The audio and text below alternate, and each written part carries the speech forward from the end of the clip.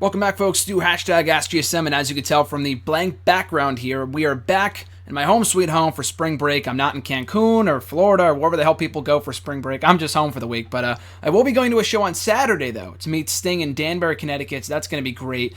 And two big interviews upcoming this week, which I'll announce tomorrow on Twitter once they're done with, and I won't announce something that won't come to fruition, but I'm pretty sure it's happening. Tomorrow, it's going to be my guest, or they will be my guest on Wrestle Rant Radio for tomorrow, so check that out. A lot of great news coming down the pike. But without further ado, let's get down to your questions for this week. So we are doing face-to-face, the video camera for this week. One, because it's easier to upload, and two, because I'm home and I have more time to film today. So we will be doing this. The first time I believe I've done a video for #AskGSM, a little bit over a month. But anyway, let's get down to this week's questions. And if you want to send in a question, you can tweet me on Twitter with the #AskGSM, at WrestleRant on Facebook at facebook.com/Graham.GSM.Matthews. Leave a comment on the post I usually put up on Sunday nights or the wall itself. Or you can leave a comment on the video right here in the comments section. I'll be sure to include your question in next week's edition. So without further ado, let's get down to this week's question, starting from the Blue Eye Disorder from YouTube, aka Jason, who, by the way, you were not at the work yesterday. You were not at the movie theater. I was hoping to see you. I didn't. That sucks, but thank you for the Deadpool poster anyway. You're the man. But his question was, any idea on the future of my favorite diva, Paige? She hasn't really been on TV much lately. I mean, she's been on Raw from time to time, which I think is good. I'm kind of glad. I love Paige, but I'm kind of glad she's not involved in the Divas Championship picture right now. Just because she was like the John Cena of the Divas division, the Usos of the Divas division, that she was always constantly in the championship picture for so long. It got old. She turned face, heel, face, heel. She just needed some time away from TV, which is great. She's doing the Total Divas thing right now, which is all right. I don't know what else they have in store for her beyond WrestleMania. It looks like right now, based off what I've been watching on Superstars and Main Event, they have some sort of alliance between her and Natalya going on, which is all right too. Another diva they should be doing more with, but I'm kind of glad, like I said, they're not really kind of thrusting her back into the Divas Championship picture right now anyway. Maybe down the line after she kind of takes some time away from the championship picture, but she was going after the championship all the time last year and the year before that. And again, I love Paige. She just felt very overexposed. So she's not doing anything of note right now, maybe just a little bit later down the line. Flood King HD, also from YouTube. What do you think of WWE pushing Roman Reigns as the next John Cena, main eventing WrestleMania for the second year of running? I mean, this is kind of a broad question. I like Roman Reigns. I just don't like the way that he's booked or portrayed. The whole John Cena treatment, they can't expect to push Roman Reigns the same way they are and think, oh, just because he's getting cheers and boos, that worked for John Cena, it's going to work for him too. That's not the type of reaction they should be going for. And I think it really all goes back to what we were talking about last year. It really all kind of goes full circle. They need to turn Roman Reigns heel. Again, I like Roman Reigns. I don't hate Roman Reigns. I think he can be a top star. I think he can be a top babyface. But 3 championship reigns, 3 world title reigns in the matter of months of each other, I think is a little ridiculous. And he's going to be a 15-time within no time as well, a lot like John Cena.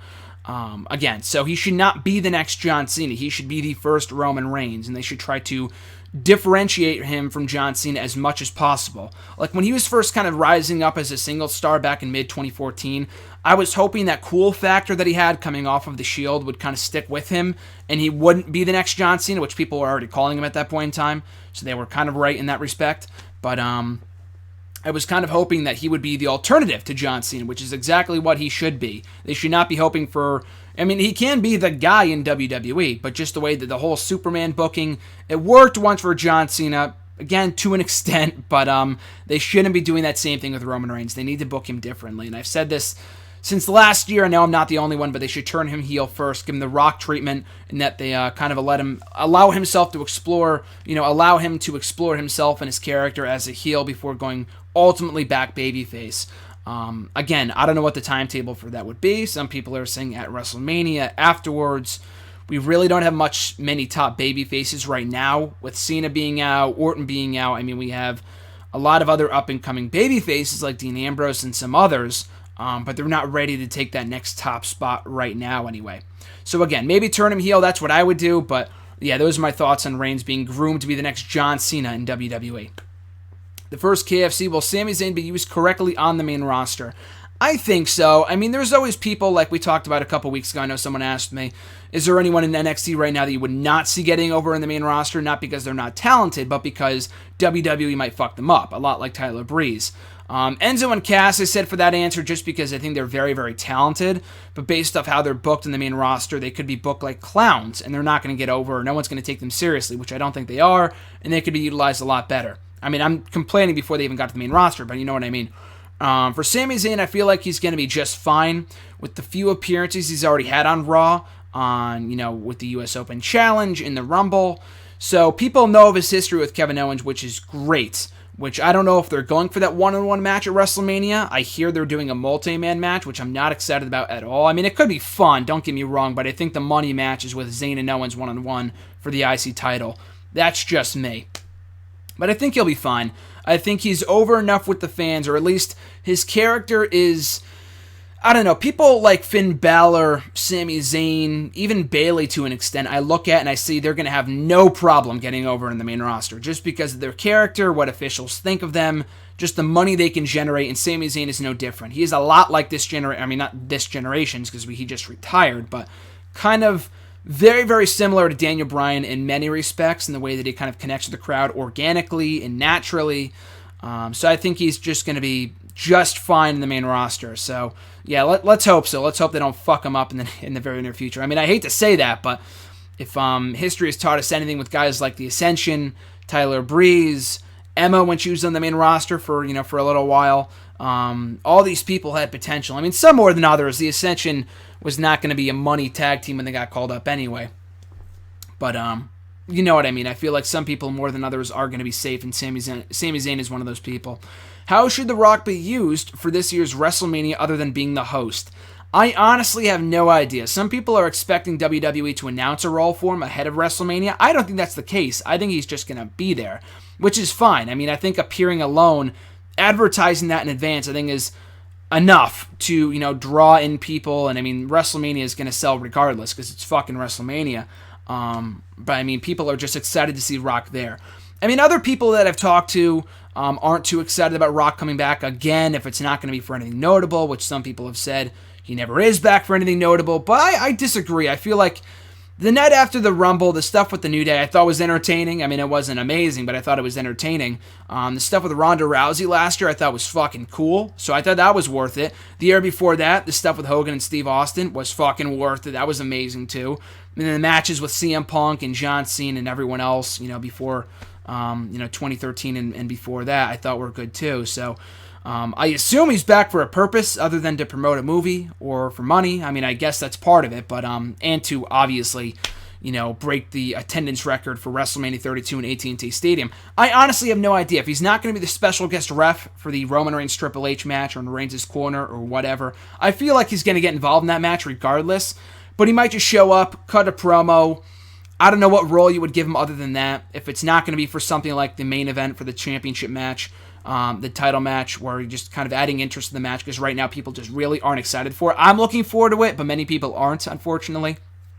But I don't know what other role he would have at the event if it's not going to be as the host, which I don't think it will be.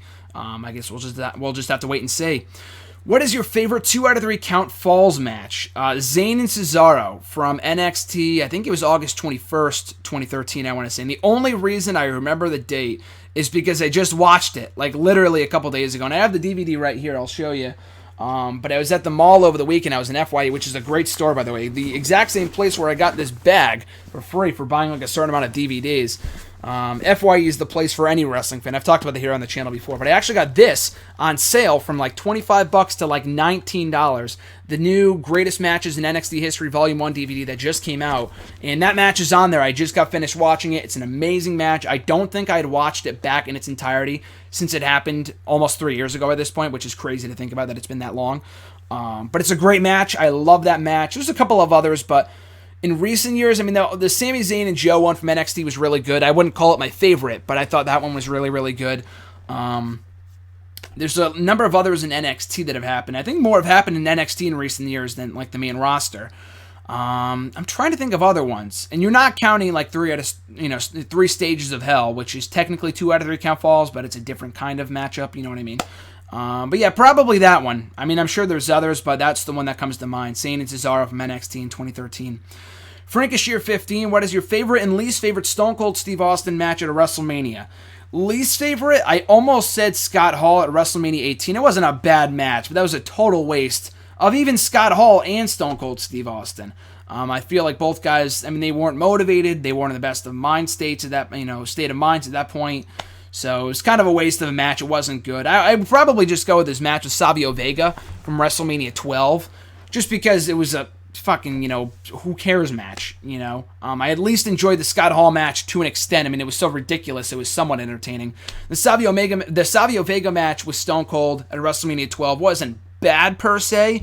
It was just nothing compared to the other WrestleMania matches he had. So my favorite Stone Cold match at WrestleMania, that's a great question. Obviously, any match with The Rock. I mean, I think that kind of goes without saying. The matches he had at 15, 17, and 19. 15, I think, was the best of them all, but I don't want to go with that one just because it wasn't my favorite. I mean, I've always said there was a difference between favorite and best. That one, it's a really, really good match. It's just not my favorite. The 17 one, I just didn't like the finish. I thought the match was really, really good. I'd probably go with the 19 match, which is arguably the worst of the three. But, I don't know, just something about that match, the storytelling, it being Stone Cold's final match, not in WrestleMania, but just ever. So probably that match with Rocky from WrestleMania 19 would be my favorite Stone Cold match in WrestleMania history. Will Hideo Itami be successful when he returns from injury? I'd imagine so. I feel like he'll be just fine. I mean, he was being groomed, I believe, for an NXT Championship match, NXT Championship run even, before he got hurt. I feel like he was the one that was going to win that number one contenders triple threat match at TakeOver last year, Unstoppable, last May, before he got hurt, and they gave the match to Balor instead. He's been champion ever since. Maybe I'm wrong. Maybe it was supposed to be Balor the entire time, but I feel like it made sense to give the championship to Itami in Japan. And Balor's, a very nice consolation prize, don't get me wrong. But I feel like he'll be fine. I mean, like I've talked about before, I don't know about on the main roster. They have a poor track record of treating Japanese talents properly. I'm fumbling all of my words today. But you know what I mean. You look at people like Michinoku, Tajiri, Yoshitatsu, number of other people, Kung Funaki, Funaki, whatever. All these other people, Kenzo Suzuki, that have all fallen victim to traditional Japanese stereotypes. And I mean, they were all more than a number of years ago. Even Yoshitatsu was, came up in a time when they were still doing that bullshit, like 09, 2010, 2011. At least now I feel like Itami, with the newfound awareness for the worth of independent stars, I feel like he has a better chance of getting over and being successful in the main roster than he would have a couple of years ago. But I feel like he'll be just fine when he comes back to NXT, because people already liked him anyway. He's a great wrestler, and he wasn't my favorite in NXT, but I always liked his work regardless. Chris M. from Facebook, what do you think would be the best match at WrestleMania? So I don't know if you were asking me what match would be best for WrestleMania or what match will be the best at WrestleMania this year. So because I don't know exactly what you're saying, I'm just going to go with the latter and ask and answer the question to what match I think is going to be the best at WrestleMania out of what's already been advertised.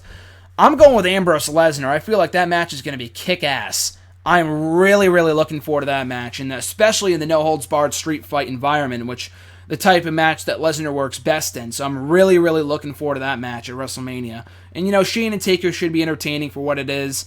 If only for the stipulations and what's on the line, what's at stake, and so on and so forth. And even the main event, I've said Triple H and Roman Reigns. It's not going to be the best match of the night, but it should be better than what people are expecting from them, in my personal opinion. Andre G's got two questions here. Do you see Santana Garrett being the next NXT babyface, the next big NXT babyface?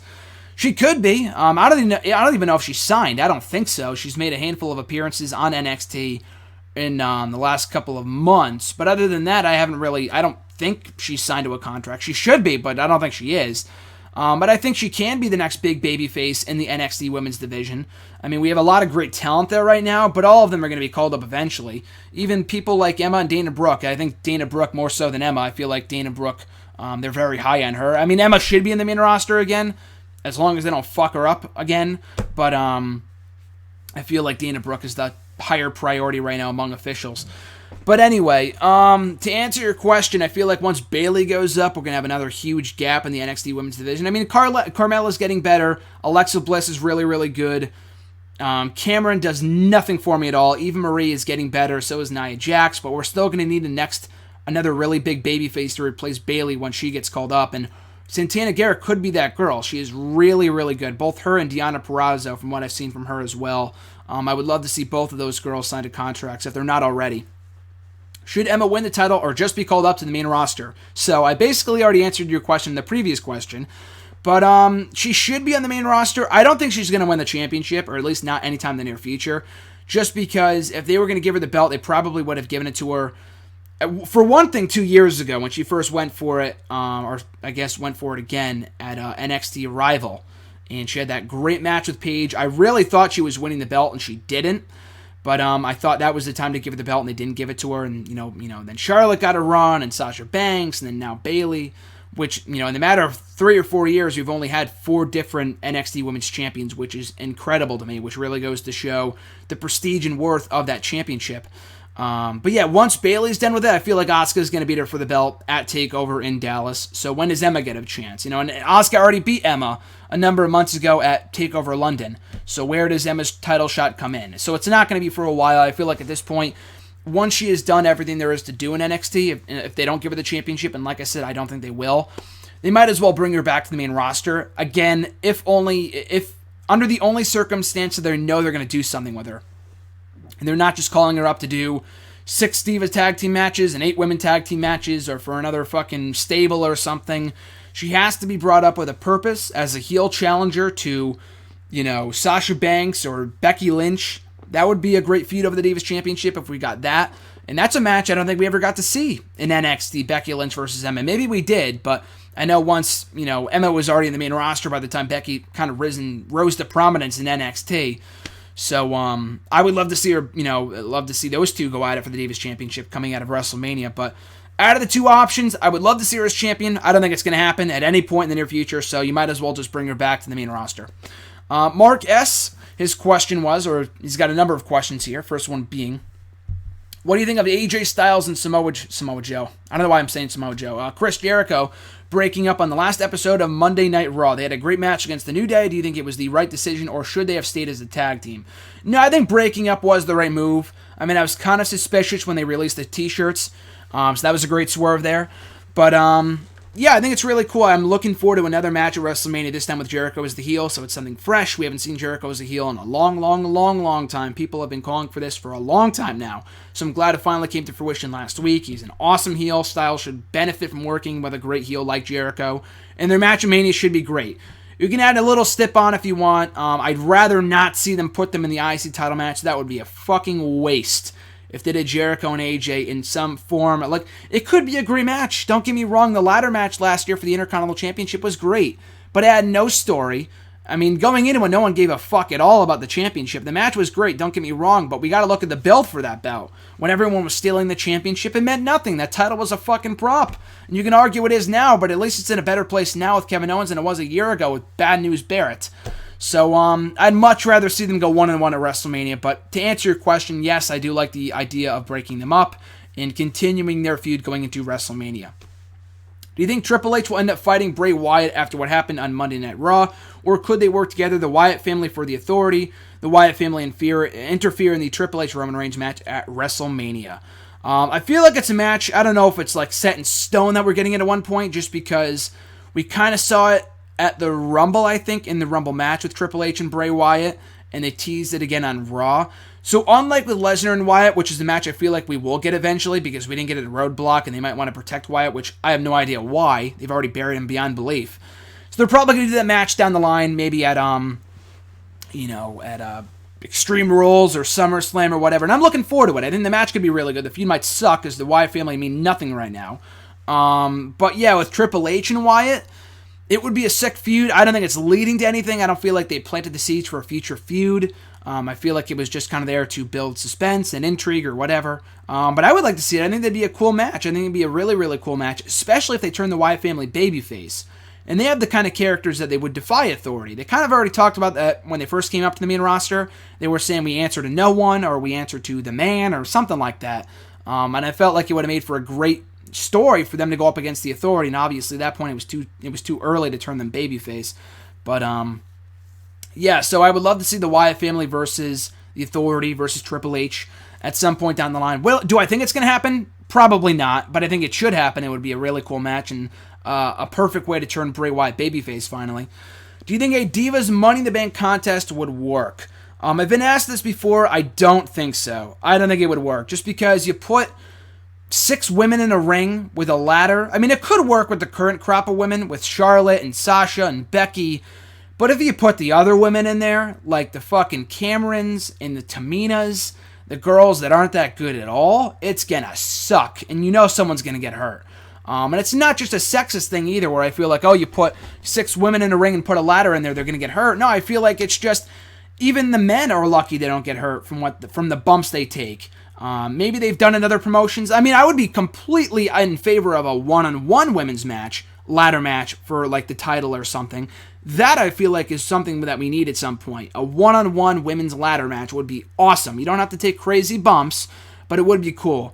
A 6-diva tag team, or not a tag team, but a 6-diva ladder match, I feel like is the recipe for disaster.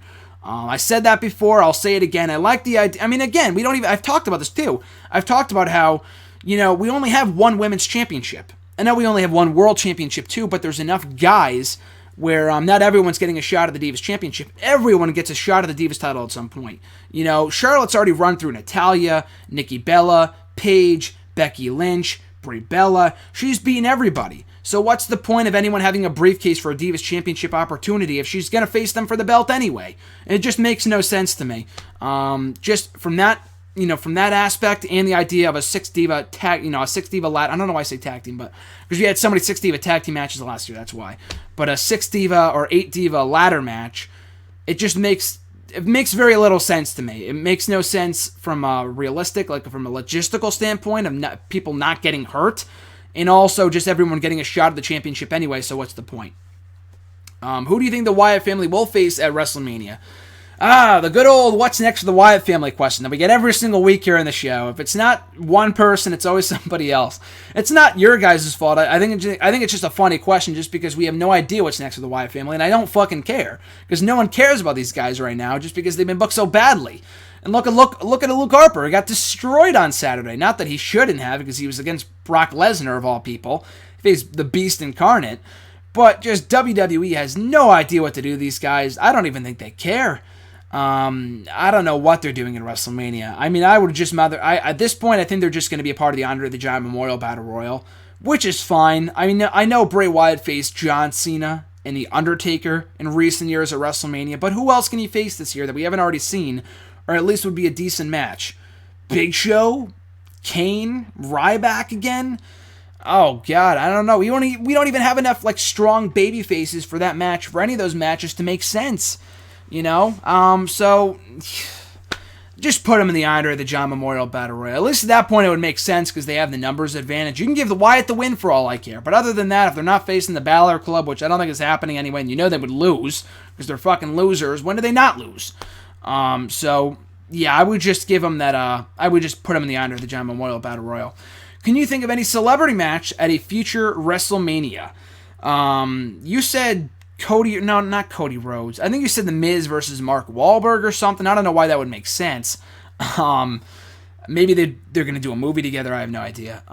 You could do, for this year, I thought they were going to do Stephen Amell versus Stardust. Not that I want to see it. I thought they got that out of their system at SummerSlam when they did the tag team match, which was fine. To do a singles match, which is even worse, because one, Stephen Amell isn't a wrestler. He's in great shape. I don't know if he can work a singles match. So he looked pretty good at SummerSlam, but a singles match, I don't know. If there's not some sort of step, then I don't know if it's going to work. That addition to the fact, even more so than that, is that Stardust means nothing.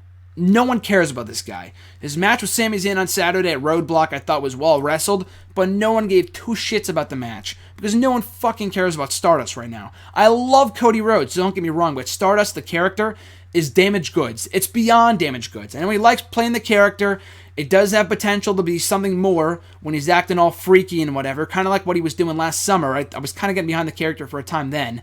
But ever since his feud with Neville got dropped, no one cares about this guy at all. So, no, I don't really want to see that at this point. I feel like that'd be a sleeper. Not in a good way, like a sleeper of a match, and that it's like, oh, it's going to be a hit, and that it would put me to sleep. And I've talked about this before, too. I've always wanted to see Shaq versus Big Show after it was teased 7 years ago. It's too little too late at this point, but that was a match, the one Big Show match I wanted to see at WrestleMania. And it didn't happen for whatever reason. And Shaq he's retired at this point. He's not even as relevant as he once was. I know he does like a podcast now and he's an analyst, which is fine, but he's not the same megastar he was 7 years ago when he did that angle with the Big Show on Raw. And show means nothing now anyway. It's not like, 8 years ago when he went up against Floyd Money Mayweather at WrestleMania. It's not the same thing. Do you think WWE could get someone who looks like Tyler Breeze and pair him with Tyler as a tag team, a bit like the Beverly Brothers before? Maybe call them the Supermodels. I don't think that's a bad idea at all. I mean, it's better than nothing for Tyler Breeze, which is what is more important to me than anything. I feel like they're wasting that guy. They are wasting Tyler Breeze right now, which is not a stretch. I mean, I don't use the word often, but they are burying Tyler Breeze. From where he was in NXT, it's a total burial. Which is nothing. He's not doing anything right now. He's on fucking main event Superstars losing to Zack Ryder. He lost to Zack Ryder on main event last week. That's how far this guy's fallen in the past couple of months. But anyway, I don't really mind the idea. I don't love the idea, but I mean, I think it'd be better than what he's doing now, which is nothing, like I said. So I feel like, people have been saying for years, oh, Fandango, Tyler Breeze tag team. Why the hell not at this point? Why the hell not? I feel like Tyler Breeze is so much better than that, but they're wasting this guy beyond belief. I don't see why the hell not. Better than nothing. So I would pair him with Fandango. I don't know who else looks like Tyler Breeze. Maybe Dolph Ziggler. I mean, I guess I don't know why that would make sense. They spent a couple of months feuding last year, but again, at least that'd give me a reason to care about both Tyler Breeze and Dolph Ziggler, who I do not give two shits about right now. So maybe Dolph Ziggler and Tyler Breeze could be a very interesting tag team. So maybe down the line, fingers crossed. Do you think a faction of Dana Brooke, Emma, and Alexa Bliss would be good for NXT? Maybe Dana Brooke getting a push for the Divas Championship, or if Dana Brooke and Emma go through a bad run, they should split up instead. Which is better? The faction idea isn't a bad one, but I just like Alexa Bliss on her own. She's finally, it looks like, getting away from Blake and Murphy, which is good. I'd rather see them as like backup for her than her backup for them, because they're a good tag team, but they're just not exciting at all. They're fine wrestlers, but I don't see them getting in the main roster. That much is for sure. Especially with what they're doing right now. Unless they get completely repackaged, they are not going to the main roster. Alexa Bliss, rather, I feel like is really, really, really good. And she could be great on her own if they continue to push her as a singles act in the women's division in NXT. So I don't feel like pairing her with Dana Brooke and Emma is the best idea, just because I want to see her shine on her own. But yeah, so not a bad idea, but I feel like having Alexa Bliss kind of branch off on her own. Same thing with Emma. I like the tag team of Dana Brooke and Emma because it gives both women something to do right now. But Emma is another person who shouldn't be, putting Dana Brooke over forever. I know she's not like losing to her, or at least not right now.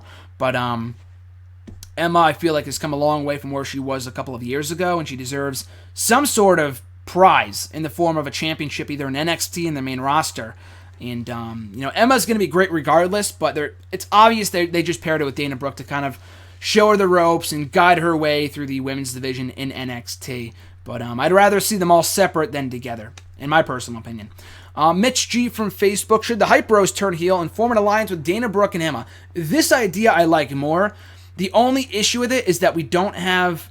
I mean, if they didn't turn the Vaudevillains, then I would say yes to that idea, but they just turned the Vaudevillains, so it would make no sense to turn the Hype Bros right now. They're not the most popular team in NXT by any, stretch in the imagination, but I feel like they're more over, they have more potential than the Vaudevillains right now, who I just don't really care about. The Hype Bros have something left in the tank, and but I do like the idea of like a Dana Brooke and Emma tag, like, an alliance with them, and them hitting on like whatever tag team else is out there.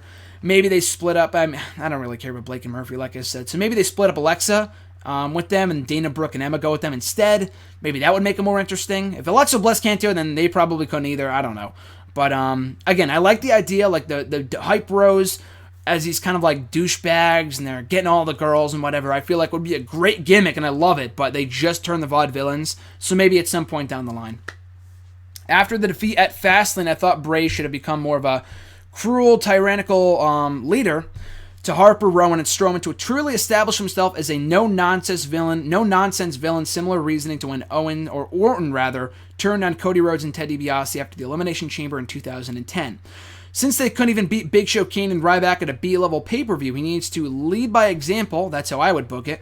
Good idea, or would that risk building an unwanted storyline sympathy for Harper, Rowan, and Strowman? I love that idea.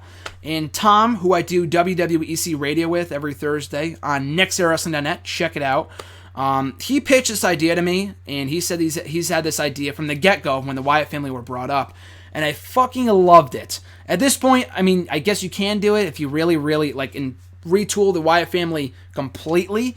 But he was saying that when they got called up, they could have done this whole thing where it was Bray Wyatt and the Wyatt family versus the entire WWE roster, and he recruits more and more people. A little like NWO, just like, back in the day, but just with more direction, where people aren't joining for no reason, like there's a reason, and Bray Wyatt wants to have power, and the championship equals power. That idea I love. This is a lot similar to that, and I love the idea of just Bray Wyatt being this truly, not cynical, but just this dastardly villain that takes, like you said, a no-nonsense villain. And that's how he should have been booked from the get-go. At this point, it's hard to take him or the entire Wyatt family as a whole seriously because they always goddamn lose. So why should anyone care about these guys? Someone asked me last week right here on hashtag, how would you rebook the entire Wyatt family from scratch? This is a great idea. Like you said, having them lead by example, beating the crap out of Harper, Strowman, and Rowan, and be like, I'm the real leader here. I got to lead by example. I got to beat the shit out of you so I could beat the shit out of my opponents. I love that idea. WWE apparently isn't, aware of that idea, and they're not smart enough to do it themselves, but I really, really, really like the idea of Bray Wyatt just being a no-nonsense, no bullshit leader of the Wyatt family, as opposed to, I'm going to take your soul, and then he loses the next pay-per-view. Like, that shit isn't doing anyone favors. What were your thoughts on Rosa Mendes being given all the credit for Primo and Epico's championship win/reign? I only asked because it would have infuriated the hell out of me, as it seemed to take away from their accomplishment when she never actually did anything. I never really noticed that. Did she take credit for the championship reign? I mean, maybe by fans. I don't know exactly what you're talking about, just because I never really... I mean, when Primo and Epico were champions, I never really thought, oh, wow, Rosa Mendes is overshadowing them. I thought she was a good addition to the group, because of her jiggling and shit. Like you said, she never really did anything, but it was a nice little bonus to the group because Primo and Epico don't really have much charisma. Let's be honest. Even as Los Matadores, I don't care about these guys. They're good wrestlers, but they have zero charisma. Rosa Mendes being with them, like you said, she never did anything, but she did jiggle at ringside, and that kind of got them more attention as a result. So, yeah, I guess, like I said, I never really thought she took more credit. I never really thought she took credit for the championship reign. So maybe I'm missing something, but yeah, no, I like the tag team. I guess, this is not really answering your question, but I did like Primo and Epico a lot more than Los Matadores. That much is for certain, because the Los Matadores gimmick sucked, and it still sucks. They haven't been on TV in months, but, Primo and Epico, say what you will about the guys, people don't care about them either way, but I'd rather see them as Primo and Epico than with, as Los Matadores, which is such a stupid gimmick and no one cares and it's not over. At Brad Bernard's got a couple questions here. First one being, top 5 tag teams since you started watching WWE teams within stables and NXT tag teams count. So let's see here. I put the 5 down here, and I'm forgetting the NXT tag team that I absolutely should have put down here, but we'll get back to that in a second. So my top 5 tag teams, in no particular order: Team Hell No, Air Boom, and by the way, I started watching in April of 2008, so that's the window we're dealing with here for anyone not familiar. But yeah, anyway, Team Hell No, Air Boom, The Shield, the entire Shield, or just, Reigns and Rollins alone, John Morrison, The Miz, the Dirt Sheet Duo, and Cody Rhodes and Goldust. The one tag team I forgot to mention, American Alpha. I fucking love American Alpha. I think these guys are amazing. And Enzo and Cass too, so they'd probably make the list. If I had to take a duo out, probably Morrison and Miz. I thought they were really, really good, but I loved Air Boom and Team Hell No. I loved The Shield. Cody Rhodes and Goldust were a great tag team too. So I'd probably take out Morrison and Miz and put in either Enzo and Cass, or maybe even American Alpha takes more precedence because they're such a great tag team and I feel like they have a very bright future ahead of them. What would you suggest to WWE is how to book the Wyatt family? Kind of answered that before, but I would completely retool them as this dominant faction by not having them lose every other match they're involved in, and booking Bray Wyatt differently. If you can change the leader of the group, you can change the entire group. And maybe turning the babyface too. But I like the idea that Mitch pitched before. I thought that was a great idea. And that's one way that I would love to see the Wyatt family get completely retooled or rebooked. Which superstars and or divas, if any, are in serious need of a change of a theme song? Kalisto, I like it. It's catchy, but the whole lucha, that's only going to go so far. So I feel like they need to give him his own music and not really be associated with the Lucha Dragons. So new music for him, and Dolph Ziggler too. There's not a lot of people in the main roster right now, maybe even in NXT too, that are looking like, oh, their music's awful, it's terrible. They need, they need new music right now. Dolph Ziggler, I've kind of gotten used to it, as I'm sure you have too, because he's had it for so long. He's had Here to Show the World by Downstate for 5 years now. But it just sounds like something off a fucking Disney Channel or something. It kind of grew on me for a time. At this point, maybe just because I don't care about him right now, so I don't care about his theme song. But if they turned him heel, gave him new music, maybe that would be, a trigger to get him right back on track. But the only two people that really came to mind as new, like in being in serious need of a change in theme song, Kalisto and Dolph Ziggler. If they both return at the same time, give or take a few weeks, who will be more over, Seth Rollins or Cesaro? Really good question. Seth Rollins, just because Cesaro people are going to like regardless. They love Cesaro. Seth Rollins has been, the absence of Rollins from the main roster, it's been a bigger blow to WWE than Cesaro. I mean, I hate to say it, but it's true. I mean, I don't really hate to say it, but Cesaro, that's no reflection on his talent. He's a great talent. If he stuck around, though, and he didn't get injured, he'd probably be doing what Ziggler's doing right now. He probably wouldn't be doing much, honestly. Just because all the main event guys are out doesn't mean they're going to start pushing him as a main event level performer. If that was the case, they'd be pushing Ziggler right now, or Owens towards the main event. They're not. They're doing, Owens is doing better than some other people, but they're not in the main event, and that's just because it doesn't matter how many people are out, they're just not going to get pushed. At least not right now. But definitely Seth Rollins. When he comes back, even if they tease the babyface thing and they have him go ultimately back to being a heel, which I feel like would be a mistake, he is going to be over like fucking crazy when he comes back as a babyface. So they shouldn't fuck that up by keeping him as a heel, which they probably will, but that's WWE in a nutshell. But definitely Cesaro. At Reborn Again, if you saw Roadblock, do you feel anything that happened on the card could have an effect on the WrestleMania build? Not really. I mean, more people ask me about Roadblock, and I'll get to that, momentarily. But nothing happened at Roadblock. Excuse me. That's going to change the course of WrestleMania. WrestleMania is 3 weeks away. They couldn't afford to really shake up the card. I feel like the card as it is really, really good for WrestleMania. With the 3 main events that we have right now with Triple H, Reigns, Shane and Taker, and Ambrose and Lesnar, in addition to the Divas Championship triple threat and the, rumored IC title match, Styles and Jericho, a tag team title match, and a few other bouts, Kalisto and Ryback. We got a pretty strong card for WrestleMania. So they didn't really need to shake up anything in terms of giving Dean Ambrose the championship right now. I feel like that's a moment better saved for down the line. Or giving the tag team titles to League of Nations, or giving the Divas title, if only for a night, to Natalya in Canada. So, I don't feel like anything that happened at Roadblock is going to have a direct effect on WrestleMania, but I still enjoyed it regardless, and I'll get to that momentarily.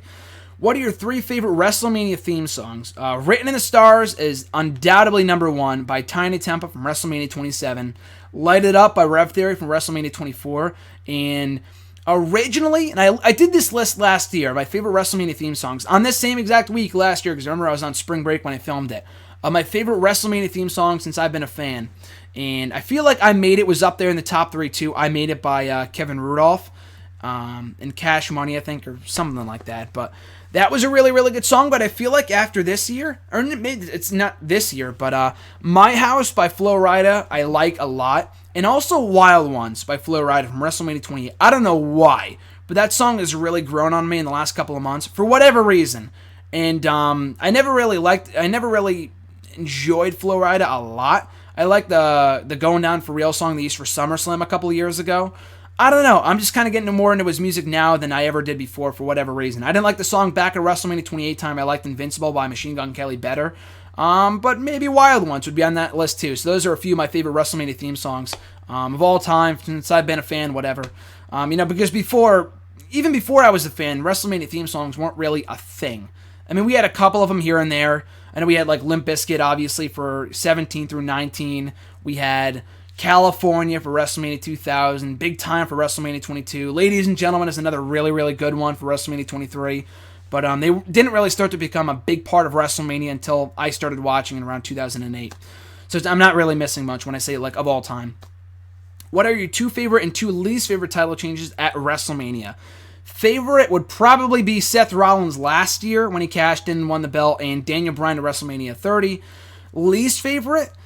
These were a little harder to come up with. I mean, since I've been a fan, I can't say of all time. I'm sure there's other ones since, of all time, the ones that I've gone back and watched. But favorites, like more like emotionally attached to.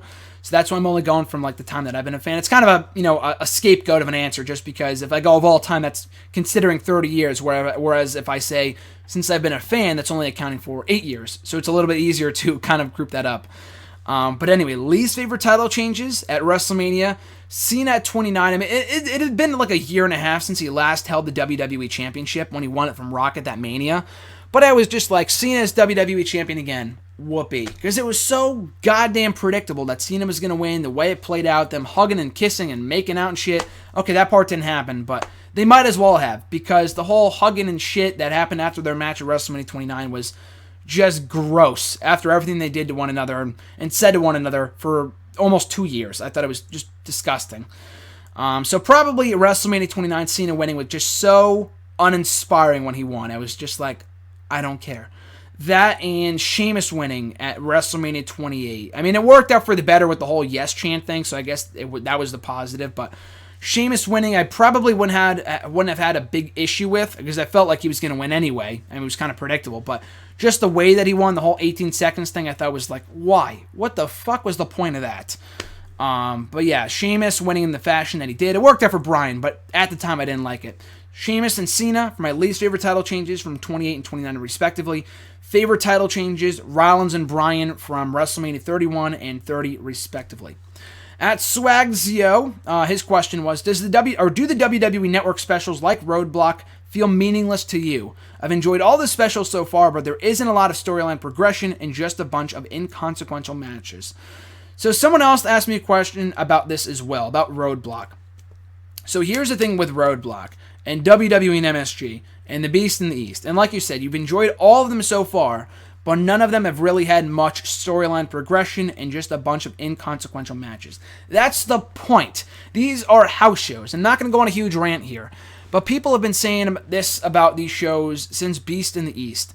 They are house shows. They are televised house shows, which is why I don't like the idea of why when people say they should, air every house show on the network, then why would you go to a house show? Why would you pay to go to a house show when you can watch on the network?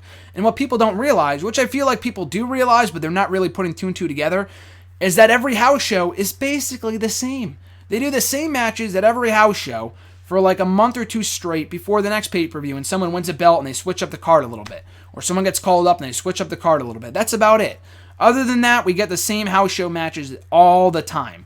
Which is why when you go to house shows, it's not really about who wins and loses. The baby faces usually almost always win. And I already kind of know the results because I read the house show results from time to time, so I know who's going to win each match. But it's just being there. It's the experience of having fun and watching and seeing your favorite superstars live. That's basically it. These specials are no different. I love the idea of more original content on the network, so I'm in full favor of doing specials like Roadblock, like WWE and MSG, like Beast in the East. But people can't expect like major swerves or major changes because it's not meant to be that way. They are house shows. If they're not going to do it at a house show, they're not going to do it on the televised house shows. Maybe once in a while they could toss as a title change like they did at Beast in the East with Balor winning the NXT Championship. Other than that, nothing of note has ever really happened at these 3 live specials, but they're enjoyable. I thought it was a really, really good show. A lot of great matches. Nothing noteworthy really happened. Nothing noteworthy really happened, but I thought it was a very enjoyable 2.5 hour show for what it was worth. And his second question, what was one underrated moment from Roadblock? I don't know if these moments were really underrated, but I did enjoy them. Y2J or Jericho just kind of calling out the Canadians, I thought was great. His hometown or his home country, whatever, I thought was really entertaining. The Buteo Cereal from the New Day I thought was great too at the start of the broadcast. And the funny thing is, I didn't start watching until like 10 minutes in. I was at a relative's house, so I didn't really start watching until like 8:07, so I missed the reveal of the Buteo Cereal. I think I might have just caught like the final minute of it, but I went back and watched it. There's a clip of it on the network. It's hilarious. But the Buteo Cereal was great, and also the NXT Tag Team Championship match. It's not really a moment, but I thought the match was fucking stellar, and it's not getting the praise it deserves. I thought that match was really, really good. My favorite match of the night. The main event was great. The women's title match was great. The tag title match was great. Harper and Lesnar was really fun, but that match I thought was really, really, really good. The Revival versus Enzo and Cass. So those are my favorite moments from Saturday. I don't know if they're really underrated, but they're not getting the praise they deserve, I guess. They're not being talked about as much as I would like them to. That's Scarlet One to finish us off here. We got actually one more question from one more person at the end, but Scarlet One's got a couple of questions here. First one being Roadblock Thoughts. I liked it more than Fastlane, but like Fastlane, it doesn't hold much stock or much shock value, and it won't hold any historical significance. Do you agree, or do you think it deserves more credit? So like I said to @Swagzio, it's a televised house show, people. I could see with Fastlane, it's like, oh, nothing of note happened. I didn't really care about it.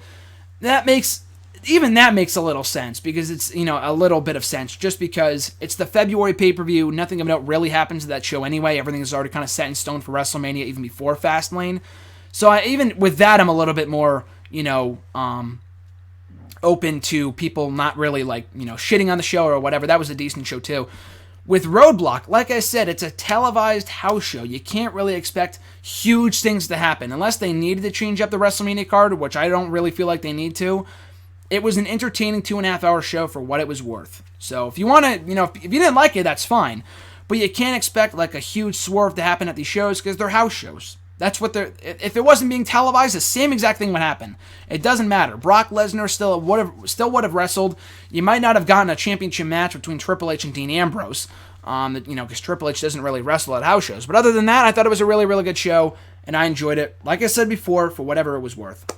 Will you be buying a box of Buteo cereal anytime in the near future? I would love to buy some Buteo cereal. If one of you guys could buy me some Buteo cereal along with the Buteos t-shirt, I would love to buy some Buteos.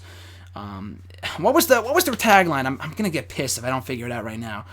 Oh man, what was it? The tagline for this cereal was, "They make sure that you ain't booty." That's so great. I love that so much. But yeah, I was gonna have some this morning, but I was kind of feeling a little bit on the queasy side. But I do want to buy some Buteos. I feel like they're a very nutritious breakfast. I do like those Buteos. Fucking love the New Day. Fucking love the New Day. Next question. I feel like WWE challenged Chris Jericho to work his hardest to get her. Let's start over here. I botched that. I feel like WWE challenged Chris Jericho to work in the hardest difficulty level, get Canada to cheer Jack Swagger in 2016. Do you think it was too much for Jericho to accomplish? Because I don't know what Swagger has left in the tank anymore. He did his best. I know that even Canada didn't really care about Jack Swagger. They were kind of behind the We the People chants. Other than that, they didn't care about the guy. Why should they care about the guy?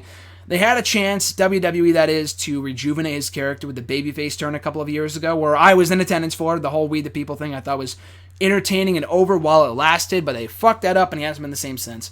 So, that being said, Jericho tried his best, and I felt like I said earlier, the anti-Canada promo that he cut, I thought was awesome. So if anything, that was worth it.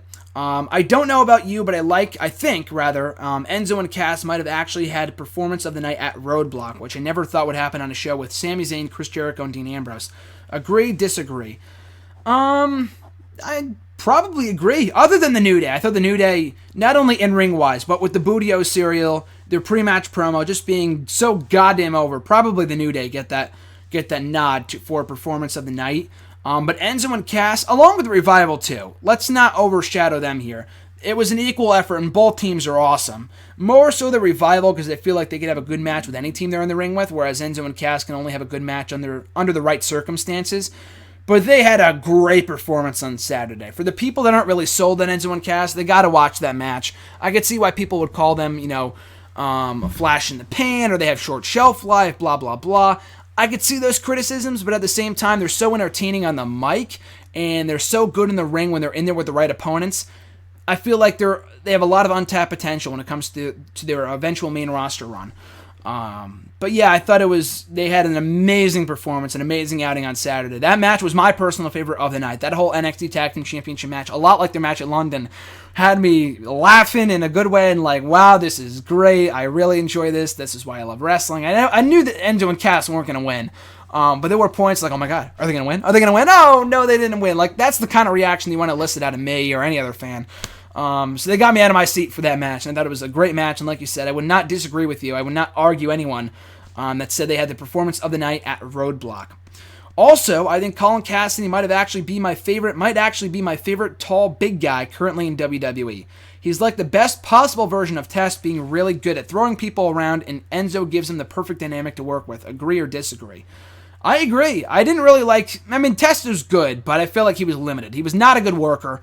You could probably name 2 or 3 really good Test matches, and he was there for a long time. His ECW run was a little bit lackluster.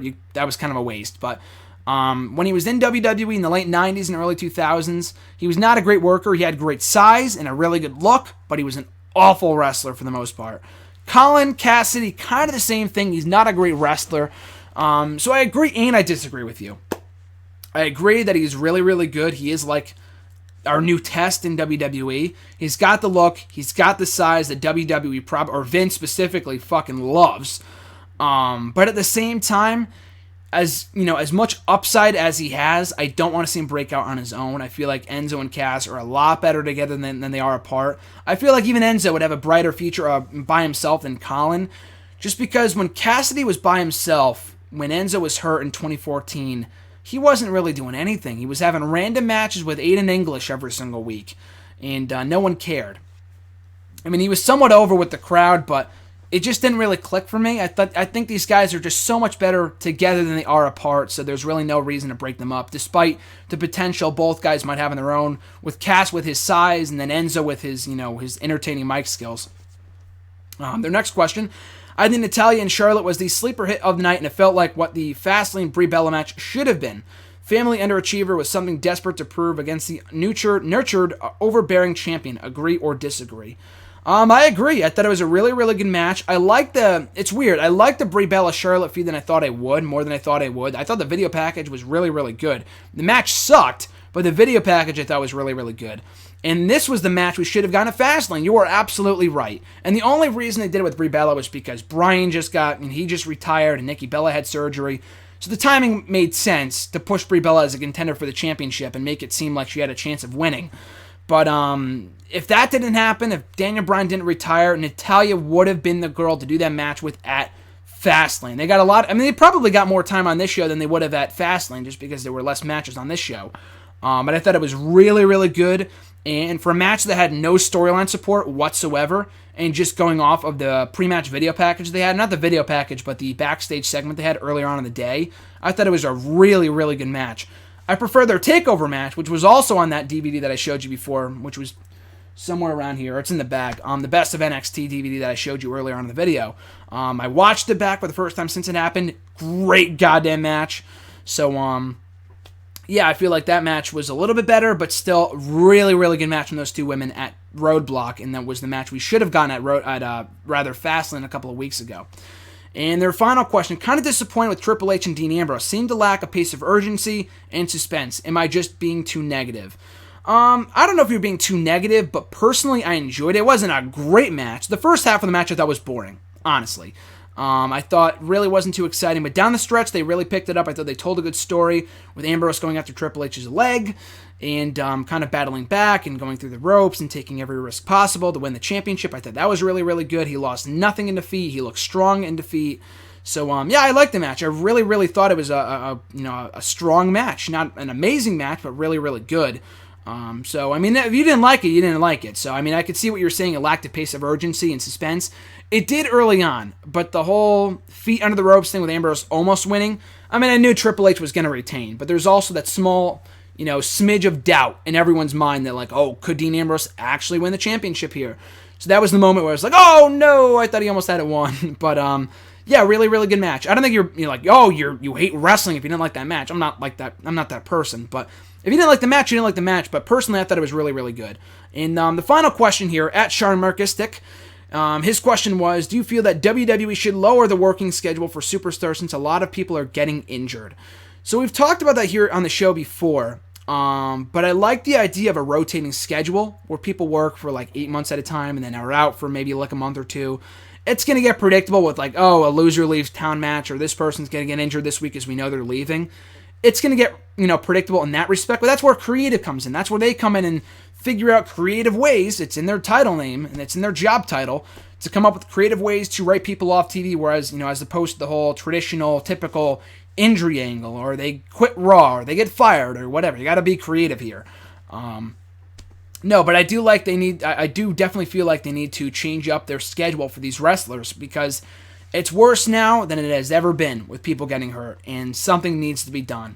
So, working every day of the week or most days of the week for, over 300 days of the year gets tiring after a while. It absolutely does. So, yeah, I feel like they need to change the work schedule. I mean, they should not have an off season. That's not going to work. Wrestling has been, or WWE anyway, has been like this for so long, they can't afford to have an off season. So, but with a rotating schedule, I feel like would be more plausible, would be more realistic, and would be better for everyone involved, WWE and the wrestlers, so people aren't getting hurt at random times when they need them most. But that is #AskGSM for this week. As always, guys, thank you for sending in your questions. I thoroughly appreciate it. If you want to send in a question, you can tweet me on Twitter at WrestleRant with the #AskGSM. Find me on Facebook. Leave a comment on the post I usually put up on Sunday nights at facebook.com/Graham.Jason.Matthews or on the wall itself.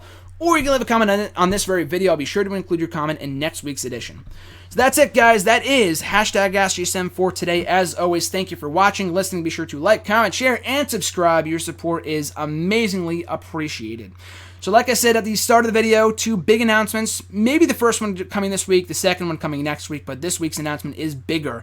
In regards to tomorrow's huge guest on WrestleRant Radio, an exclusive interview I will be doing for Bleacher Report. So excited about it. I'm talking to them tomorrow. Once the interview is done and the episode is up, I will let you guys know about the announcement on the Facebook, Twitter pages, and everything else. So until then, guys, enjoy the rest of your week. If you're on spring break like I am, then enjoy your week and have a great week. So I'm Graham Jason Matthews. I'll catch you guys down the road.